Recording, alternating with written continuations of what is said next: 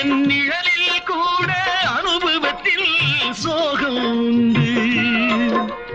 பகைவர்களை நானும் வெல்வேன் அறிவினாலே, ஆனால் நண்பரிடம் தோற்றுவிட்டேன் பாசத்தாலே. நண்பரிடம் தோற்றுவிட்டேன் பாசத்தாலே.